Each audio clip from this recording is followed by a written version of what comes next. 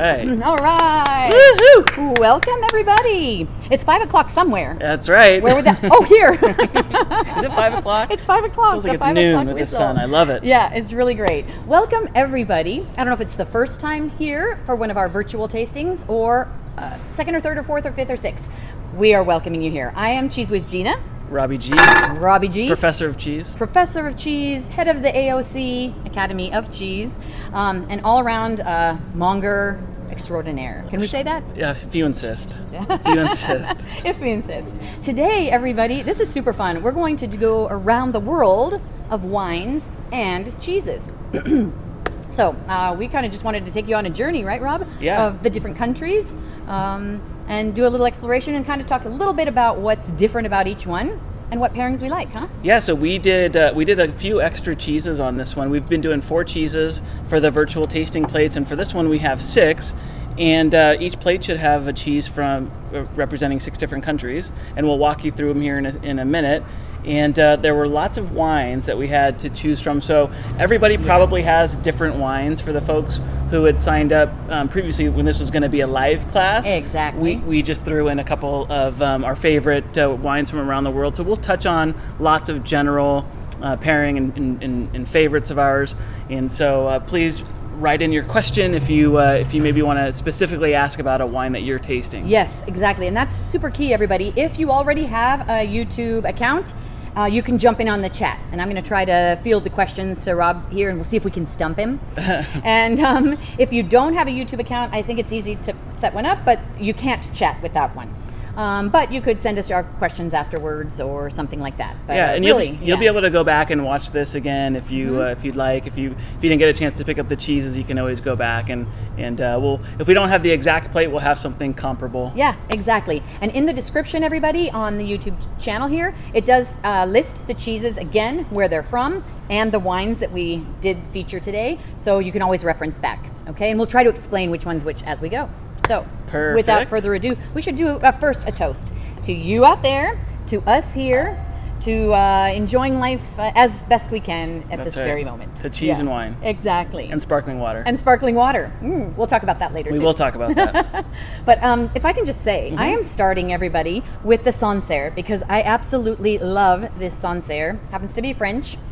Sancerre, just in a nutshell, is the French version basically of Sauvignon Blanc, which is super cheese friendly, which is why I love it, and it's great on a hot day.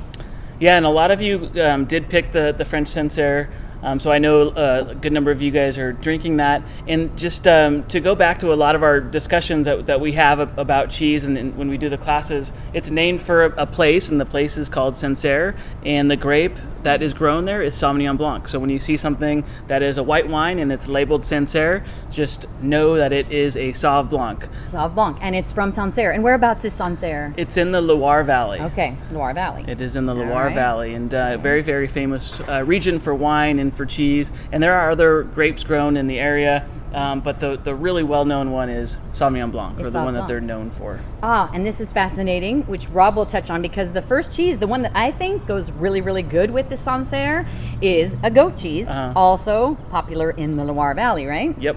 The goat cheese we have today, everybody, I'll just point it out and then Rob will tell you all about it, is this little beauty. It's called Drunken Goat. You can tell it's drunk because its rind is purple. It fell into a vat of wine, swam around a bit, and became purple on the outside. But it's a goat. And Rob, while I'm eating, he can tell you why this is so good and why they go together. You get to eat and drink, and I just got to you can nerd eat out. after. Yeah. The cheese Drunken Goat is from Spain, so it's a little bit different from the traditional goat cheeses from the Loire Valley.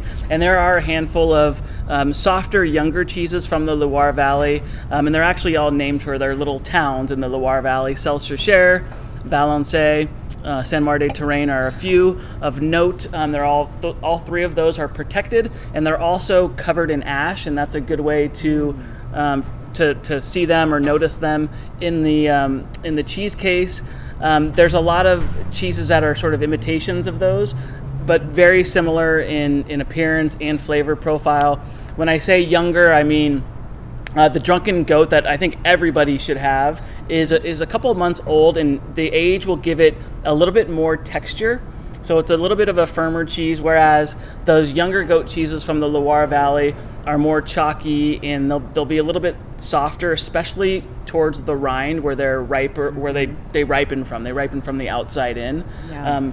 But the one and only goat's milk cheese that we put on this plate is from Spain, and it's from a region in Spain called Murcia. And the cheese itself it's made into a wheel. They soak it in a local red wine so it's not a white wine, but a red wine, obviously, that they soak it in for a couple days, and then they age it for like another, couple months or so, maybe a month and a half or so. And it's just sort of milder. That's why we like to start with it. It's got that kind of goaty tang to it, little just sweetness. A hint. Yeah, not too much of that goatiness, just a hint. And a lot of people ask about the rind. You eat the rind. Yep. For this one, definitely eat the rind. You might get a little fruitiness or a little winey flavor on the rind. Yeah. The red that it is made with is called it's a wine that comes from the region, and I don't even know I forget what it's called, but you don't see it very often here in the States. Okay. What do we think of that first pairing? I love that. And isn't it true, Rob? Like, we talk about the goats and the Sancerre, and that being in the Loire Valley.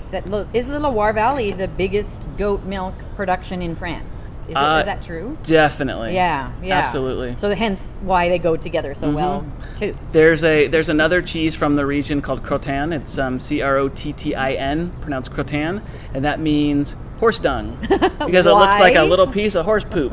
Okay. But that's another good one to look for. That one is not ash covered. It's got kind of that brainy looking rind on it. It's kind of freaky looking, but it's really tasty. It's really good. What are some benefits, Rob, that you can share about goat milk cheeses in general? Benefits? Well, it's one of the things that's great about goat's milk is that it's the least fatty. It's the least caloric of any of the milk types. It is still cheese, so if you're trying to be on a quarantine diet, cheese might not be the best. It is the best quarantine diet. All right, sorry. It is. It's the best for that. But if you have to eat cheese, if you can't avoid it, go with goat's milk. It is also the best for lactose intolerant. There is lactose in goat's milk, but it's just it's easier to digest than the other milk types, sheep, buffalo, or cow's milk. So there is some, but it's a little bit more digestible for us human beings. Okay, interesting. Remember, this is meant for baby animals. Baby animals. Yes, true. California has great goat milk cheeses, right? Because California is kind of rich in goats. Yeah. Right? Yeah. There's tons of great goat's milk cheeses especially from Northern California. There's a really, really famous one. Cypress Grove is from way up north, almost to Oregon. And then there's quite a few from the North Bay. There's Andante Dairy makes amazing goat's milk cheeses, and they're all based on these French classics from the Loire Valley. Trying to think of some other ones. Yeah. There's a good number. Laura Chanel is Remember another we visited in Calabria, the stepladder people. Yes. With their goats. Yes, Yeah. we visited a great cheesemaker in Paso Robles, or Paso Robles, whatever Paso you'd like Robles. to call it. Remember the radio announcer said Paso Robles. The people. locals say Robles. We were saying Robles. Yeah, so I'm going to go with Robles. Maybe that should be one of our questions. What's correct? Correct pronunciation. If anybody lives in Paso Robles or Robles, they're going to say Robles. If they're a local, I think they're going to say Robles. They will say Robles. All right. Well, Robles it is. Robles it is. Awesome. So that is our first pairing with the Sancerre. Maybe we could go to the next one that I think is great with the whites. Oh, let me back up though. I was going to say, if whatever you have for like a crisp, acidic white or Sauv Blanc, that will be a good substitute for this. If you don't have the Sancerre, or if you have if you find something else in your wine cellar labeled Sancerre, just pull that out because it'll be similar. Because that'll be good. But yeah, Sauv Blancs in general, right? To me, I think Sauv Blancs and Rieslings are the most cheese-friendly wines, without fail. There's very few for the whites, that very few times I go, ooh, I don't like that, but most of the times I say, ooh, I love that. I will say another one to throw in there as far as being super versatile and cheese-friendly are sparkling wines. Yes. So your Prosecco, Cava, which is what we had. Some of you might out there have our Casas del Mar Cava, which is Spanish, either in rosé form or in blanc de blanc, white on white form. And a huge advantage that the sparkling wines have is that texture. Yeah. And it's the reason why a lot of people here in this town, because we're such a beer town, argue that beer is better for cheese than wine is bubbles. because of the texture. Yeah, the bubbles, the sparkles will really help with that fatty mouth coating cheese. With the coating, which is why, Rob, when we talk about other beverages, let's say you don't want to have wine one night. Yeah. Weird, but could happen. It's possible. It's possible. What else is good? Like, I think water is kind of the worst because that's like butter and cream and water together don't mix. It's like oil and water, yeah. Yeah, but you love the bubbles, huh? I do. I like sparkling water. I love sparkling water because it gives me that textural thing that I'm looking for. So a nice, and you know, it's the same idea too as like a plain cracker or a plain neutral piece of bread. If I'm really just looking to get the flavor of the cheese, and then of course, you know, we've got the other accoutrements on there as well that we can mix with, and we've touched on that. Whether you want to go savory or sweet or add a little bit more texture, so many different options, and it's just fun to play around. Yeah. Next on the whites, I kind of what you were talking about, the bubbles, and if anybody has bubbles, if you bought your plate in Del Mar, your other cheese might be called Taleggio, right? What you put on there, right? There was a few that could be for your second cheese. Yeah. It could be Latour, and I know a few of you who picked up in Del Mar got the Latour, and that is a really soft white cheese, and it was like the top middle cheese on your plate. Very soft. The other cheese that you could have gotten is called Taleggio. And Taleggio will be a little darker in color, but it will be soft as well. And kind of stinky, right? And a stinky cheese. Yeah, which requires the bubbles. It's very good, right? And so the first cheese, the Drunken Goat, is from Spain. The Taleggio and the Latour are both from northern Italy. So we wanted to really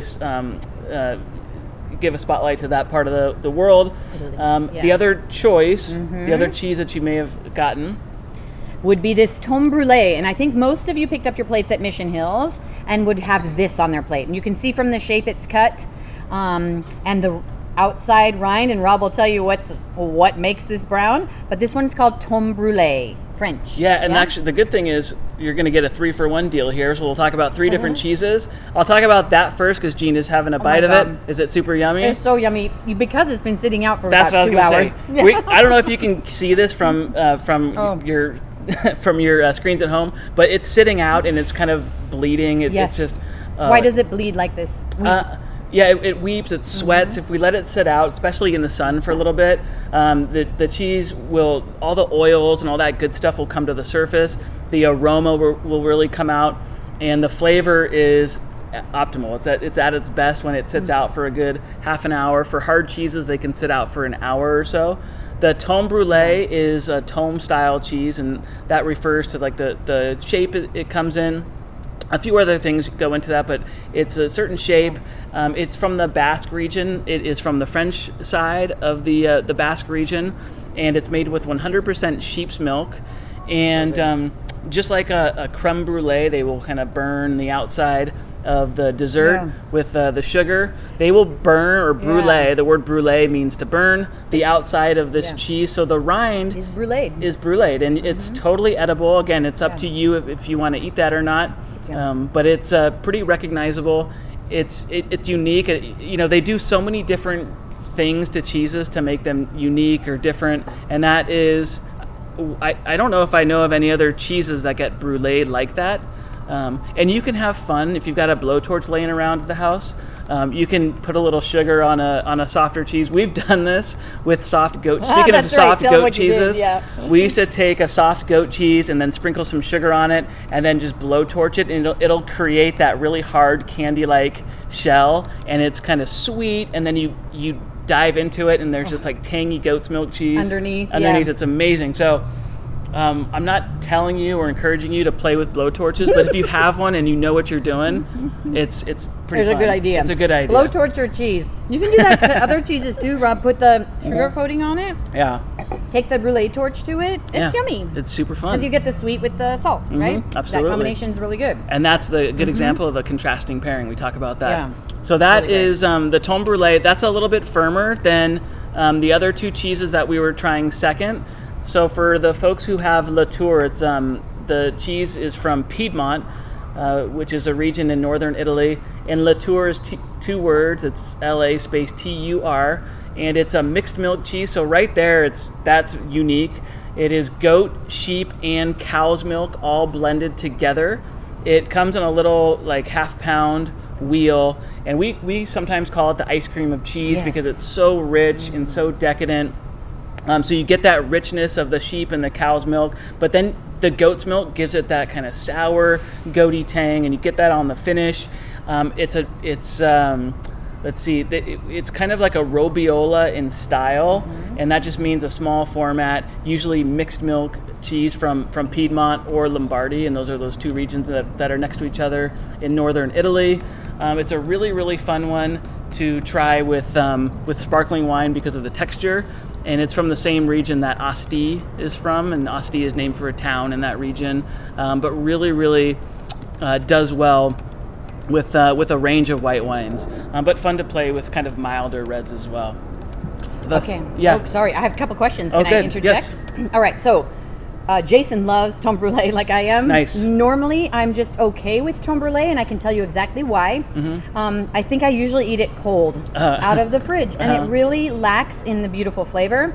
So that's a huge cheese tip, is to eat cheese at room temp, because let it sit out for at least an hour before you eat it, right? Because the flavor's too much. I bet Jason let his sit out for a little bit. Sit out, yeah. Always let it sit out. Makes it so much better. Then we had a question from Marcy. Do you know at what point they brûlée it? Is it right before they ship it? Do they do it? I've not seen the production of it, so I'm not sure. Do you know when they might brûlée it? I do not. That's a good question. We're going to have to find that out, Marcy. Yeah. I'm not sure. My guess would be towards the very end. Yep, that's what I would say too. Letting it breathe and age, do its thing before they brûlée it and then ship it out. But we'll have to find that one out. That's a really good question, and a lot of the times when you see something kind of funky or unique on the rind, it's done for a purpose. There are cheeses that are waxed, and the reason is to protect the interior of the cheese while it's aging. There are some cheeses that get wrapped in cheesecloth or bandage wrapped, and cheddar is a good example of that. A lot of times they'll brush cheeses in lard, and that's another way to protect the outside of the cheese. The rind is really it's a protector. It's a like protective, our skin, kind of like our skin. And sometimes it forms naturally. Other times it's helped along by the cheesemaker. Obviously, like foil and wax and cheesecloth are not natural, but all that stuff that attaches itself to the cheesecloth or to the natural rind that comes from the environment they're aging it in. Yeah, perfect. Before I forget, I wanted to talk about the third cheese there that you may have or you may not, but it's the stinkier one. Yeah. That was the second cheese. I was going to say number 2. Number 2 and stinky. I shouldn't say that together, but okay, wow. The number 2 cheese is the stinky cheese. Did you really say that? I realized after I said it what I said. Taleggio is from a little town called Taleggio, and where the Latour is from Piedmont, Taleggio is from next door in Lombardy. And Lombardy is known because the huge city of Milan and the fashion capital is there. And lots of great cheeses, including Gorgonzola and some other great ones that we carry at Finissimo. But Taleggio is, it is unlike a lot of the Italian-style cheeses where you have a lot of the salty, really hard aged cheeses like Pecorinos, of course, Parmigiano Reggiano. And then you get into the south and you have the fresh cheeses like the burratas and the mozzarella. So that's what Italy is really known for. Taleggio is different because it's more like a French stinky cheese. It has it's covered in like a really recognizable paper label. Yeah, parchmenty, not parchmenty, just a thin paper. It's kind of hard to rip that off, so sometimes you don't see the orange rind, but underneath it you have the orange washed rind, and it's more like a French Epoisse or a Limburger or a French Munster. And so they wash the cheese in a brine with salt water, and it gives it a pungency, a stinkiness. It is a softer cheese. It's kind of sticky and just gooey. Gooey. It's often used in recipes. You'll always hear either on pizza. You can use Taleggio. It adds super pungency. It has a tang to it as well. It's cow's milk. It's cow's milk. To me, it's yeasty. If yeast were liquid, to me, Taleggio would be that liquid yeast. It's really yeasty.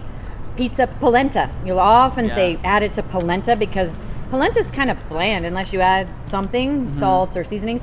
Taleggio and polenta, Really Yeah. good. Yeah.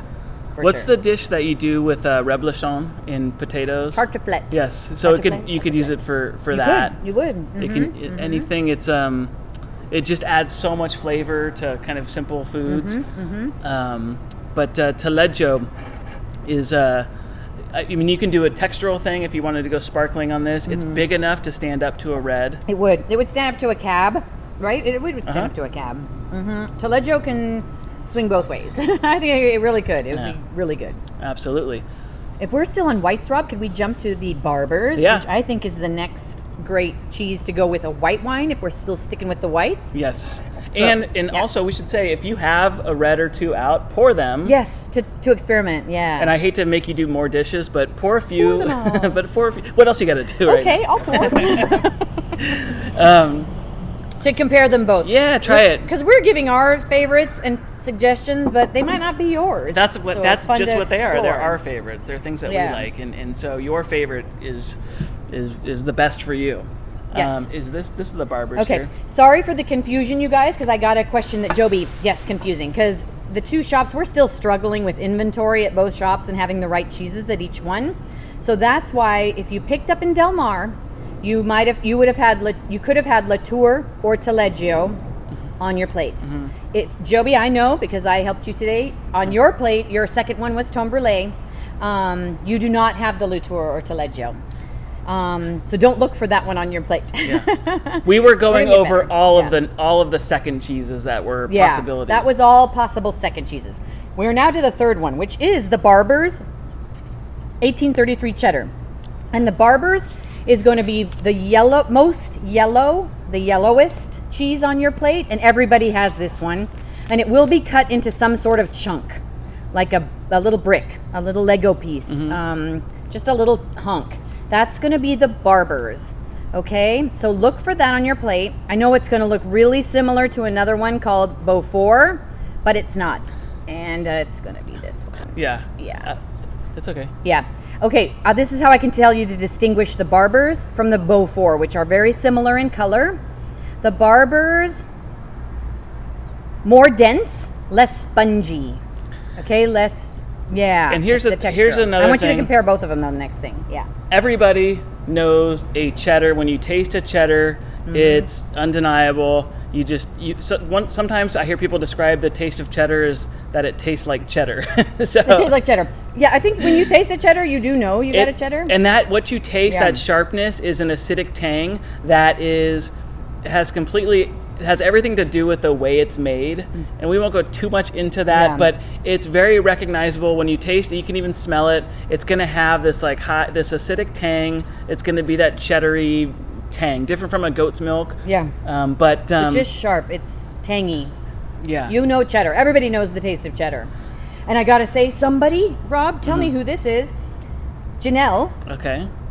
she didn't get the Barbers 1833. She got Hook's Oh, 12 year. Did yes. you know this? I did know that because That's great. yes, You're lucky. Janelle got a bonus, and I think I told her that when she came in, because for some reason I don't think the Barbers had arrived in Del Mar yet. Oh my God. And so the Hook's 12, I will talk about that for a moment because the discussion is kind of just about that style in general. The Hook's 12 is another cheddar, and the 12 just stands for the amount of years it was aged, and that's from Wisconsin, and that is extra sharp. It's going to be sharper than the Barbers 1833 because it's aged for a good 10 years longer, I think. Crazy age. And Rob, remember we went. Rob and Yeah. I had the pleasure of visiting these cheesemakers. It's a husband and wife team. Oh my gosh. The little town in Wisconsin. Mineral Point, Wisconsin. You could drive through it in 1 minute. Yeah. I think it's one of those small towns. They have their little cheese making facility. Their cheddar, they pack it in the plastic wrap. They cryovac this cheddar, and they shove it up into the rafters of their cheese making facility, and they let it sit there for, in this case, 12 years.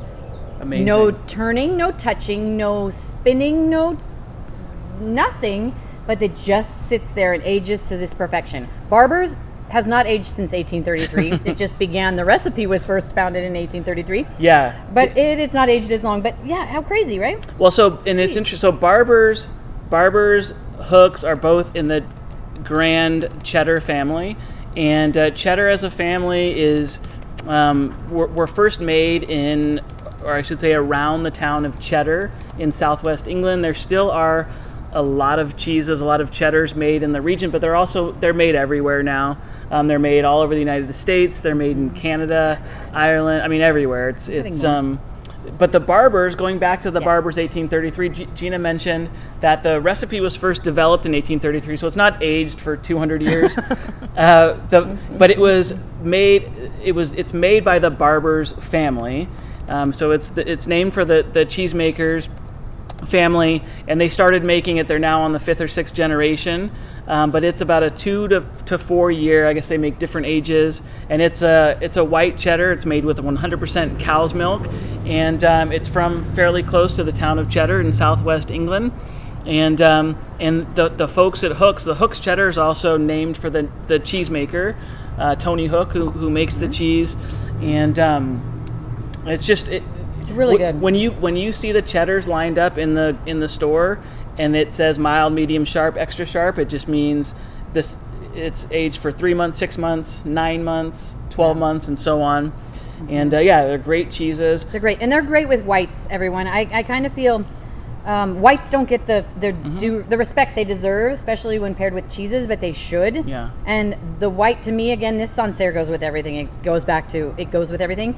We love this one too. If you happen to pick up that Foppiano Chardonnay, the Chardonnay goes great with the Barbers, and most Chardonnays do. Even the buttery, I think, California ones. Yeah. If you like that, what do you think of that? Well, what I was going to say about the Chardonnay, every Chardonnay and Cabs are the most popular wines in this country, and Chardonnay it can be tricky to pair with cheeses, especially you can have too much of one thing in a pairing, and if you do a really, really buttery Chardonnay with a triple cream or a double cream, it just is like a stick of butter in your mouth, and it's too much. I don't never think you could say too much butter, but sometimes you can say too much butter. Well, and so I feel like the home runs that you can really hit are when you get the contrasting pairings and when you get a nice balance.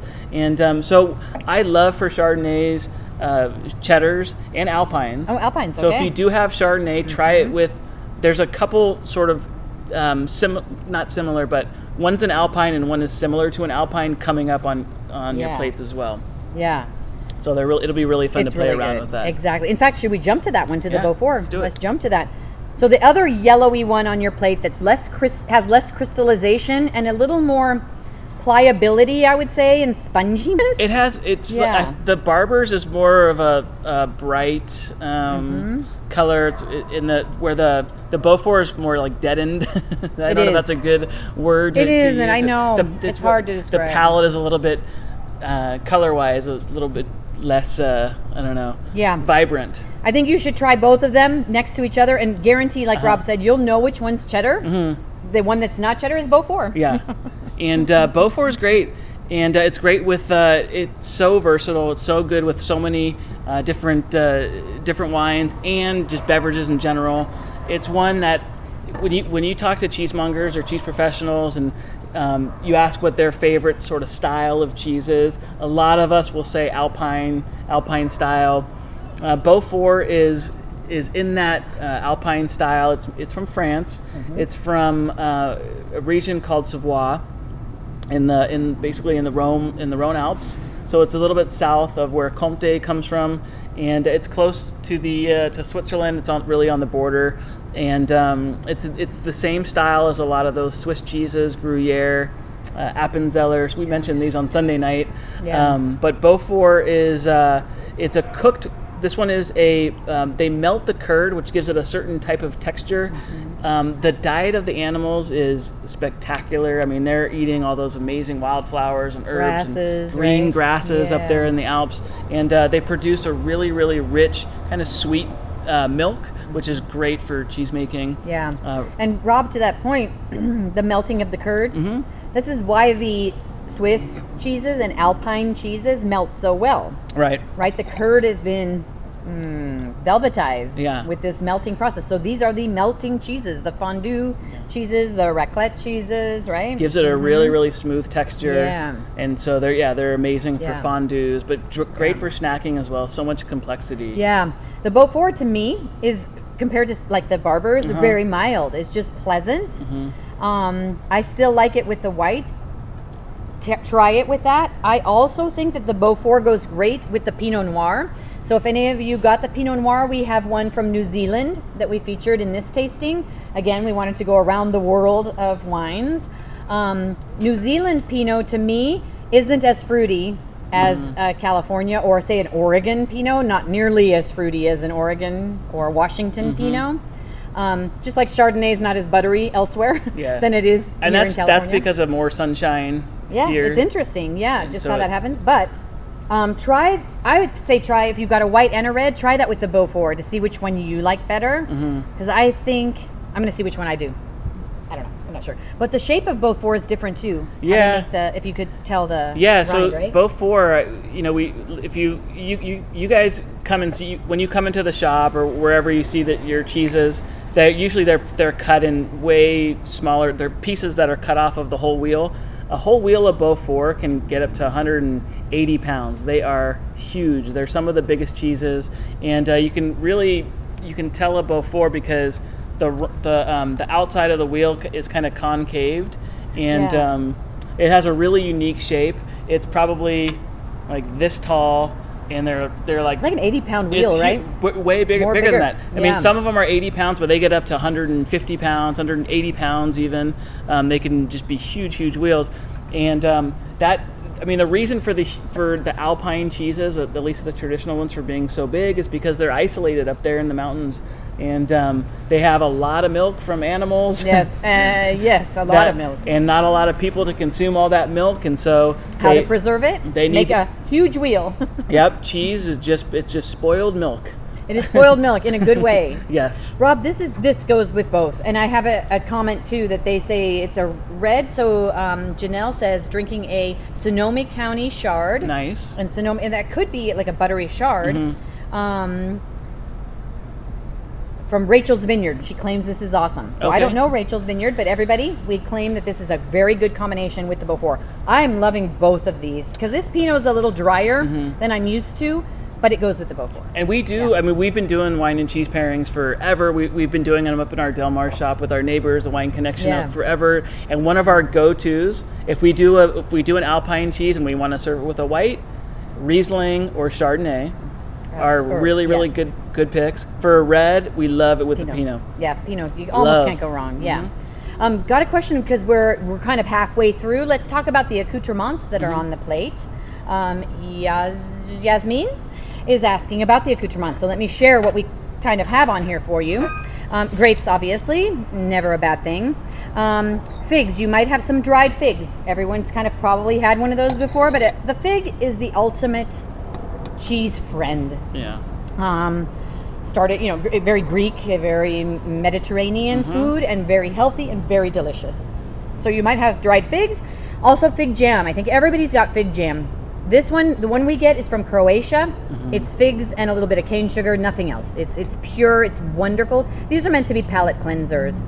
You should have some cornichons. Cornichons are a French word for baby pickles, and we love them. They're really delicious. It gives that acidity that you might want. Everything sounds so much cooler when you say it in French. Oui, this is a cornichon. I have to say, one of my favorite all-time pairings groupings is to do the cornichon with the cheddar. There's something about it. Try it if you have any left. If you have cheddar left, cornichon with cheddar. I was going to say cornichon with the Alpine because I love that with fondue. That too, and that is more like what the books will tell you to do. But I'm going by experience here. Well, Rob, Ploughman's lunch in England. The Ploughman's lunch is a hunk of cheese with is it an onion? Pickles, onions, and beer, and hearty bread, and beer. Brown beer. May I continue with the accoutrements? Okay, fine. All right. Yasmin, somebody asked about the olives that are on here. Okay. This is, again, we're going around the world. These little puppies are Castelvetranos. They're from Italy. They're from Sicily. Which... In Italy. Down in Italy, which we went last year. Amazing. That's another story. These are Sicilian olives, and they're amazing. They're not... they're buttery olives. They're not salt bombs. They're just what pure olives, I think, should taste like. So Castelvetranos are what these are. You also might have dried apricots on your tray. And oh my gosh, I think a lot of you have these teeny little red peppers. And what these are, they're called sweetie drops. They're Peruvian peppers. They're teeny little, they're not spicy and they're not sweet. They're kind of in between the two. They're called sweetie drops. And they're great for presentation to give you a bright... A little pop of color, yeah. And again, the acidity. Marcona almonds. almonds. And then Marcona almonds. Okay, these are Spanish. You guys, you've not had an almond. No offense, California, but these Marcona almonds kick serious almond butt. And these ones especially because they come roasted in, is it sunflower oil, I believe? Roasted, baked in sunflower oil, and then salted. Yeah, and then they're just drenched in oil. Drenched salt. in oil. Drenched is the word. Best almonds ever, Marcona almonds. We get these huge buckets of them in bulk, and when you get to the bottom of the bucket, it's just like a layer of oil. Like, yeah, okay.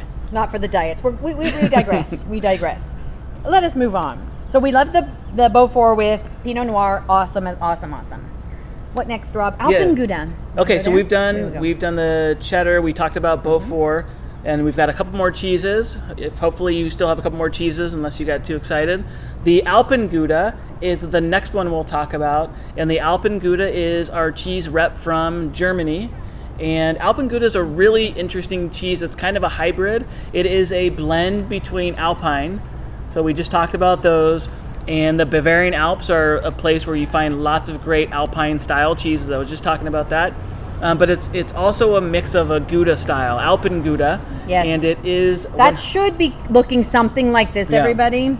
With the key is this rind, I think, on there, right? If you can see it. It's got this crusty rind, Rob. Yeah. Your Alpen Gouda should be cut into a spear like this, okay? And it'll be a little bit different because there should be a little sweetness to it. And the reason it's a hybrid and it's kind of a Gouda style or a part Gouda style is because of the way that the cheese is made. They will, for this one, they will cook the curd, not melt it, but cook the curd. And when you cook a curd in cheese making, it takes some acidity away. So very different from that acidity you get in a cheddar. For the Goudas, you get more of a sweetness. Oh my God, it's so sweet, you guys. Try the Alpen Gouda. Yeah. If you're not going to agree, this is candy. This is candy of cheese. It'll be kind of candy or caramel-like, and completely different direction. Some of the 100%. Just full-on Goudas will be super candy-like and sweet, and you get a lot of texture with those as well. So the Alpen Gouda's got some age on it, so you may even get some of the crunchies. It is. There's a crunchy in this. Definitely a crunchy. And you can eat the rind on that, believe it or not. It looks a little scary, but it's definitely edible. Yeah. And that's just a natural rind. It's natural because they brush it and it dries out. And it's the dried skin of the cheese, but it's delicious. Like fried chicken skin, fried pork belly skin. It's delicious, so you should try to eat it because it's very, very good. Rob, this is a super good question. Really quick, if I can digress. Yeah. And even with this one, it could be the case. Janelle asked, when you look at different pictures online of Beaufort, there can be variations in color of the wheel. Yeah. Why is that? Why is the paste in the interior of a cheese is called the paste? Is she referring to the paste or to the rind? To the paste. To the paste. Yeah. So the interior. Yeah, the paste. They likely is going to have to do with age and probably the quality of the milk. You are what you eat. So based on the diet of the animal, when that animal was out grazing, when the cheese was made, if the animal was out in the spring or the summer, and they're marching up the Alps and they are eating these like green pastures every day, and they're milked a couple times on those days when they're on a really, really healthy diet, they, believe it or not, the milk or the cheese that is made from that milk will come out in a darker tint, as opposed to the cheese made with milk that came from the winter months when the animal is cooped up and eating dry, boring food. Completely different silage, colors. Hay. Yeah, completely different colors. Gruyere, right? You see that. We see that so often. Everybody knows Gruyere. I think that's one of the most famous Alpines.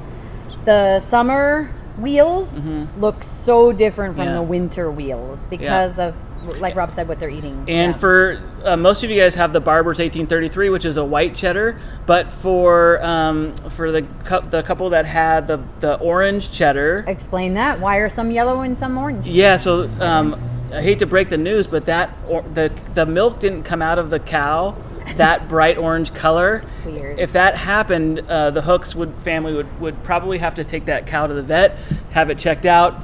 The reason that started happening was because cheesemakers and cheesemongers like us noticed that consumers would notice when cheese was like a lighter color or an unhealthier color. The people knew that it was inferior milk, that it wasn't as good a cheese, and so it was first done as a way to sort of trick the consumer into thinking it was a higher quality batch of cheese. Yeah. And now it's really done for tradition, but it just kind of got out of hand. It got out of hand. And didn't some people say, like I recall, the history says farmers used to pay taxes with wheels of cheese. And some farmers said, well, my wheel is worth more than that wheel. Exactly. And how would you differentiate? And it would be color. And I mean, and the other thing too that's happened over the years is it's made for like consistency, and it's almost like going to a McDonald's anywhere in the world and knowing what to expect when you order a Big Mac. It's knowing that all plays into reasons for why they continue to color cheese, especially cheddars, yellows, and even bright orange flavors or colors. I mean, but if you asked a cheesemaker, say like in Tillamook in Oregon or some other places, why do you color why orange? Why do you color the cheese still? And they would just say, oh, because that's how I was taught to do it. That's what my father did. That's what my grandfather did. It's just what we do. Tradition. But no change to the flavor. No. Yeah. Has no effect on the flavor. Orange, cheddar, etc. Yeah. All right.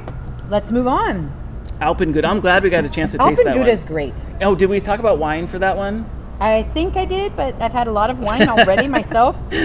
I put the Alpen Gouda personally with the Sangiovese. Mm-hmm. Why I did this. Again, it goes to Rob and the terroir. Sangiovese is northern Italy type of grape, Alpine style. So I put it with the Alpen Gouda, thinking they'd be very good together. Sangiovese to me it's like the Pinot Noir of Italy, because I think it's just so easy drinking. It's not too dry and it's not too fruity. It's right in between.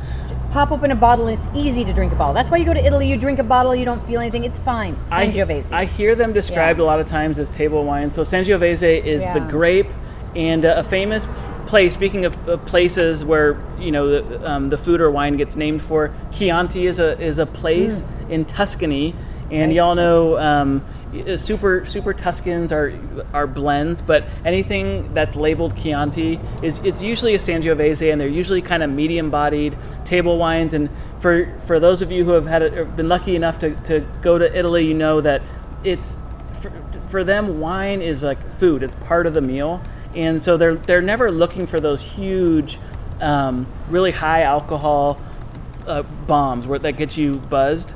They're looking they're looking for things that are like, in America we go out and have a huge glass of wine to get a buzz before dinner. Like huge. Look at this glass. In Italy you would never see a glass this size. No, it's never, part of the meal, and it's meant to be paired, and it's just like cheese and wine they're always out on the table, and every time you walk by you lop off a little cheese, have a sip, and that's from 6 years old on. Yes, and it should be. If I was that'd be my upbringing stuff. You have Robbie G's a new dad. I think you should start developing this. She's only a few months, but but that's about time to start chewing and eating cheese, I think. Yeah, sure, why not? Okay. Awesome. So Alpen Gouda, try with the Sangiovese. I do love it with this Pinot as well. It's super yummy. Not as much with the Sancerre, I've got to say, but good. The Goudas, talk about Goudas. People often think of the Goudas as the little red wax, right, Rob? Yeah. You had that, and they're like, oh, I don't like Goudas. Oh, yeah. You got to learn to love Goudas. Because why? Goudas can be crunchy, and like you have in this Alpen Gouda, they've got that crystallization, sweetness. They are great with the big California Cabernets, if you ask me, right? Yes. Those Goudas can stand, the aged Goudas, to the California Cabernet. Right? I would compare Gouda just generally to cheddar, and the reason is because when we talk about cheddar, there's really a couple families of cheddar. There are the ones that I grew up having, and they're fine.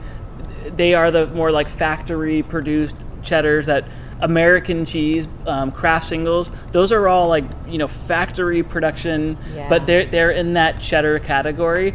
And then there's the really traditional farmstead versions, the ones that were originally made in Southwest England a long time ago, the ones that are being replicated by incredible cheesemakers all over the United States now. So there's two families, there's two styles of cheddar. There's the big block kind of factory versions, which are fine. Like Barbers is a block. Yeah. It's a brick block cheddar. Uh-huh.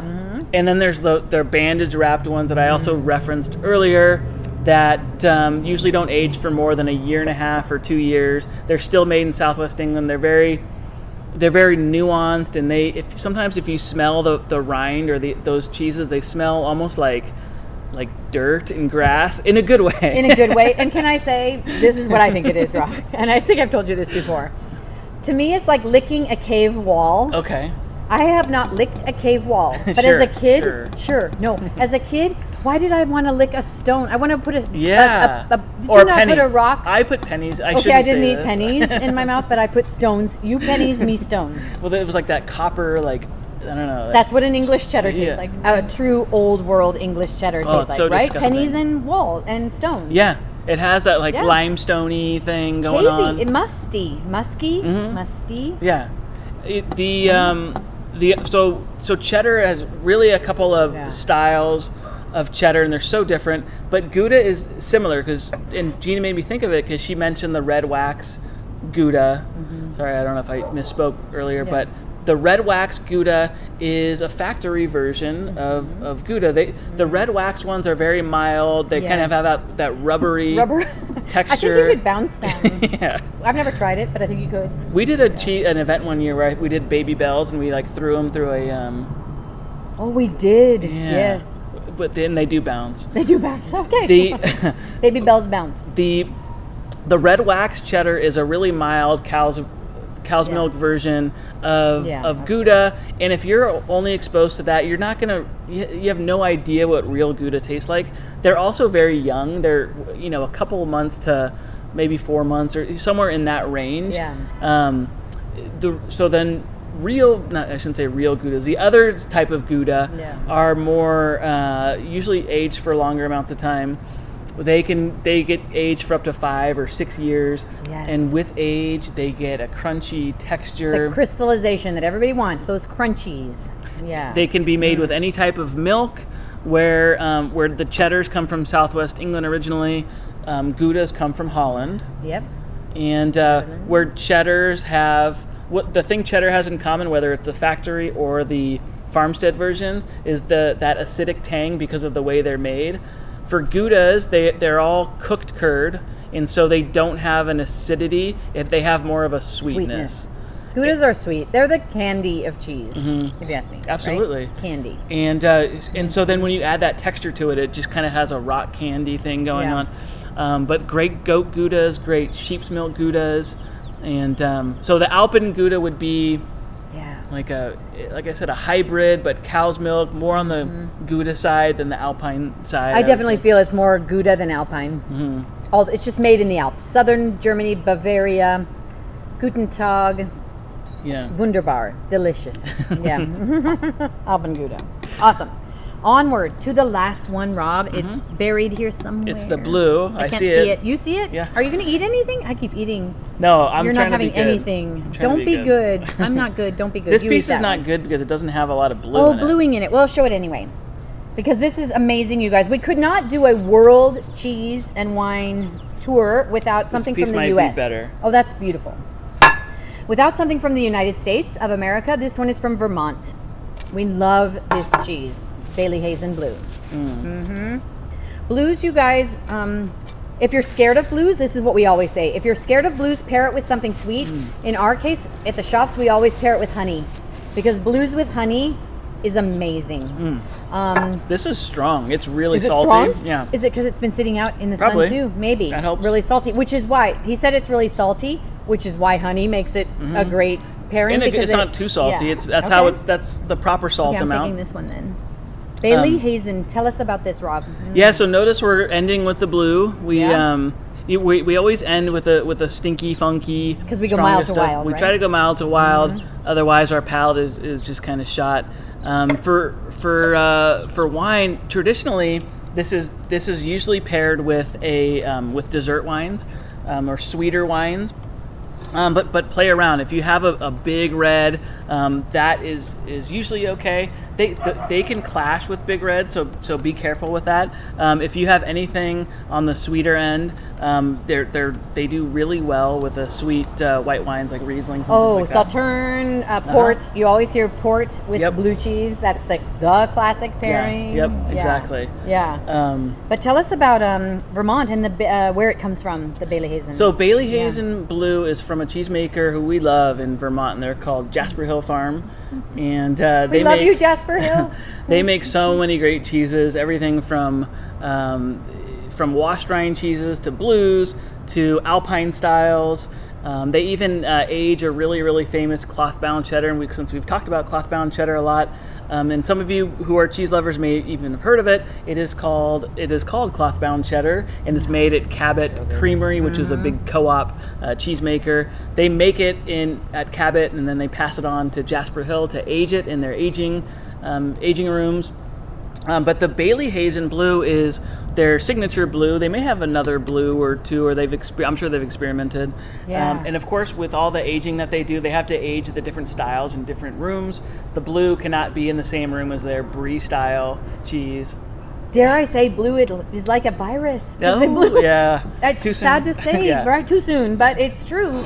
Blue cultures Yeah. will cultivate, will expand, and Yeah. will spread. Well, right? the cheesemaker will inject the cheese with penicillin, and the cheesemaker will then poke holes in the cheese, and sometimes you can even see the streaks of where they've poked the holes into the wheel. And when the oxygen hits the penicillin, the bloom will sort of grow out through the curds, and the more blue that you see in the cheese, the stronger it will be. Yes, that's the rule of thumb, you guys, right? Yeah. The more blue you see, the stronger it will be. This is our thing to say. You see just very mild streaks of blue, it's going to be a mild blue cheese. You see something like Roquefort, it's almost all blue. You almost don't see any white, right? That is a Roquefort strong is cheese. Cabrales. Powerful. You, Del Mar people, if you live in North County, we're open in Del Mar on the weekends. Go. Have you tasted that? Yeah. Okay. Cabrales knocks Roquefort out of the park. Cabrales, And that's from Spain. There's by the way. so just to mention a couple of famous blue cheeses. yeah. We've got Cabrales is a really famous one from Spain and probably the strongest. But Roquefort is right there too. And Roquefort is made with sheep's milk. Cabrales is usually a mixed milk. Mixed, yeah. And then you have Stilton, which is a famous. It's always cow's milk and it's from England. You have Gorgonzola, and Gorgonzola I mentioned earlier is from Lombardy in northern Italy. They're the Three Musketeers. Those right? are the biggies. Stilton, Gorgonzola, Roquefort, Three Musketeers. They are all blues. If somebody comes in and often they'll ask for a Gorgonzola. What they're asking is a blue cheese. They're all in the blue family, right? Gorgonzola is a blue cheese from Gorgonzola in Lombardy, Italy. Yeah. And so Bayley Hazen, the one that most of you should have, I think everybody has it. Yeah. Bayley Hazen is a cow's milk cheese, and it is a Stilton recipe or imitation of Stilton. It even has the rind of a Stilton. It is, yeah. It even has the shape of a Stilton. It's a little smaller, but that's basically what they are imitating. And there's nothing wrong with American cheesemakers imitating Imitation classics. is the Sincerest. sincerest form of flattery. Something like that. Something like that, yeah. And they're great. Right, And so, and sometimes what's the other saying? The pupil gets better than the teacher. Whoa, you've had way too much sparkling water. Or something like that. Way too much sparkling And it's water. okay if you like the imitation better than the original, then there's nothing wrong with that. Yeah. There is another cheese from Spain that's called Valdione, which we have in Del Mar as well. lovely. And it's very similar to the Cabrales. Really, really strong, crazy. But what's great about blues is that they can be any type of milk. They come from anywhere in the world. They can be soft. They can be more firm and crumbly. Yeah. And Blues are crazy. They're and all over the blues, you place. guys, because like Rob said, they're so powerful and potent. They stand up to Cabernet, which is why I personally think if you did get the Andes Plateau Cabernet which in the world of Cabernets that we're used to, it's a light Cabernet. I think it's Cabernet light, but still, it's made from the Cabernet grape. It goes good with the blues. Cabernets, if you're a Cabernet lover, blues, to me, and aged Goudas. That's what you should pair with it. Absolutely. 100%. Oh, and Camembert, stinky Camembert. That's classic with a Cabernet. Yeah. I like it. Interesting. Yeah. You know what else is... Strong with strong. Camembert is really good with... Camembert comes from Normandy, and if you're not a wine person, try it with cider. Okay, tell me more about cider, because cider, is it just anything made of apples? Does that make it cider? Well, there's pear ciders, there's other fruits I know they can make. They might call it something a little different, but they tend to be sweeter, plus you get the texture thing. And but we talk about different types of pairings, and one of the types that we preach about is our regional pairings. And because Camembert comes from Normandy in northern France, they're known for having growing apples, having all the apple orchards up there. And so they make a lot of Calvados and cider, probably apple wine too. Probably. And so it's just a fun regional pairing when in Rome. But again, going back to the imitations, there are some incredible American Camembert style cheeses. There's a great one from Minnesota. Which one are you thinking? It's called Bent River. Oh, Bent River or Foxglove. Where's that? That's one? right. That's delicious. It's not Camembert style, but it's delicious. Foxglove is more like a wash rind stinky. Yeah, more Taleggio. Yeah, that's exactly. But so many great cheeses from everywhere. What about Oma? Talk about Vermont and Oma. Oma is made for. It's actually from. Let's see. In the hills was a lonely goat herd. Yes. The Von Trapp family. It's the Von Trapp family farm is where the milk comes from, but then the cheese is made at Jasper Hill, or is it aged there? There's the connection. Exactly. Everyone works together in the cheese world, which makes it so awesome. And they named the Oma is named for the matriarch of the Von Trapp family. Yes. Grandma. We met Oma. Yeah. Did I tell you that? No, did you? Oh my gosh, we are at the Hotel Del, Rob. And a woman walks in and she's wearing traditional Austrian garb. I know this because my mom's from Austria. No way. And we just want to strike up a conversation. You look like you're from Austria. Yes, I'm from Austria. And she's sitting at a table with a group of people. Oh my gosh, and she says something that makes us say, oh, well, we know that the Von Trapp family makes great cheeses. We're in the cheese business. And she goes, well, I am a Von Trapp. Wow. She was married, if anyone is out there is a fan of The Sound of Music, she was married to Kurt. Kurt was the incorrigible one, the one that sang the high notes in the So Long, Farewell, Happiness, and Goodbye. That was Kurt. She was married to Kurt. She was at the Hotel Del a few years ago, dressed in her garb. She actually just passed away. She was the Oma, inspiration behind Oma, because it's her grandson that makes Oma cheese at the Von Trapp family farm in Vermont. And 101 years old. Wow. 101. She was beautiful. Amazing. Yeah, it's very cool. It's very cool. Well, that's a pretty awesome story to end it on. I love It's it. an awesome story. I have a couple more questions, Rob. Oh, first, Cabrales does not look like a beginner cheese. Oh, no. I can barely stomach Did somebody Cabrales. Google it or something? Janelle Googled about and talked about Cabrales. Oh, yeah. This is not a beginner's cheese. No. Oh, no. I can barely stomach Cabrales, and I eat every cheese. You too? You eat every cheese. I eat everything, yeah. But Cabrales? Yeah, definitely. Okay. I mean, I have to be in the mood, and sometimes what I will do, I have to admit, is I will pair it with something to kind of tame it, whether that be honey or something sweet. For sure. Yeah. And a little bit goes a long way. But I mean, one thing they do in Europe a lot too is they'll have just a little instead of having dessert. I'm sorry, we do this here, but instead of having dessert, just a tiny little bit of like a blue cheese with a honey, and you're so satisfied. Oh, that's a great dessert. Yeah, it's a great finish. Yeah. But the Cabrales, if you're dare to try it, you've got to go to Del Mar. Unfortunately, they're the only ones that have it. But try it with a bit of honey, because it will not, it would make your mouth, I don't know how to describe it. It's powerful. Or even, blue cheese is really good with chocolate as well. Oh, chocolate. Before I go on, I got one more question too. Chocolate. All of you should have on your plates a little chocolate-covered fig. This is called a choco higo. Higo is a fig in Spanish. So these come from Spain, Valencia, that region of Spain.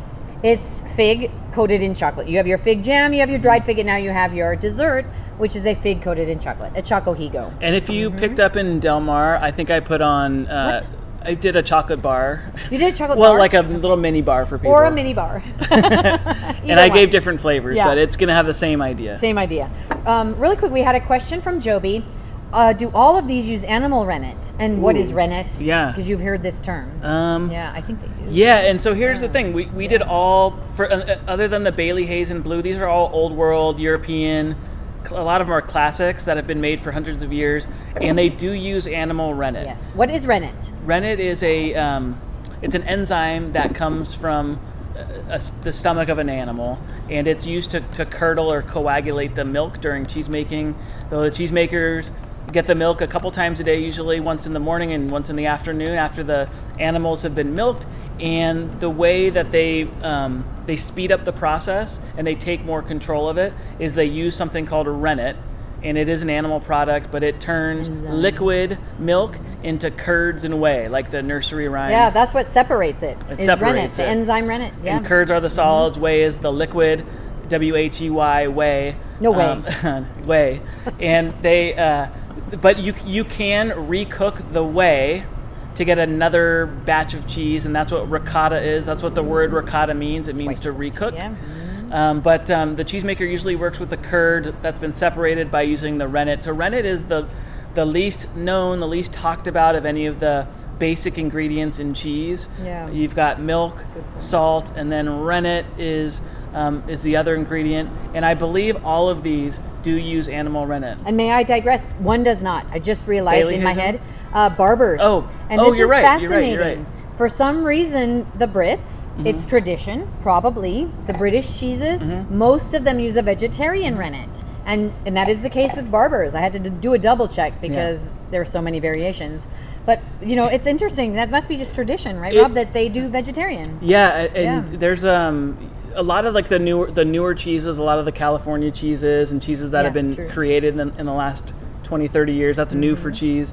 They do use a vegetarian rennet, so there are lots of options out there. If you're concerned, or if you want to make sure that you have a certain type of cheese or rennet, then you can always ask us and we can look it up for you. But there's plenty of choices and still great cheeses made either way. Yeah, because the rennet doesn't really impart flavor.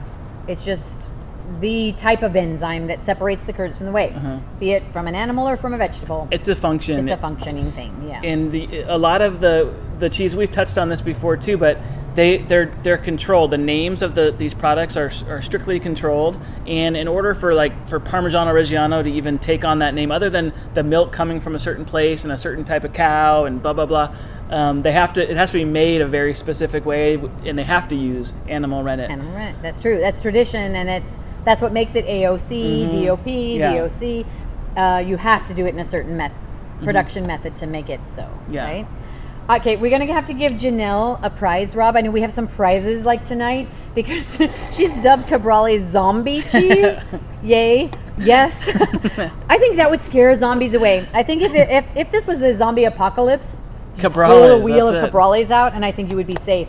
So, Janelle, what have you won today for the zombie cheese recommendation? Let's do a tote bag for Janelle. Janelle, a Talk Curdy to Me tote bag for you.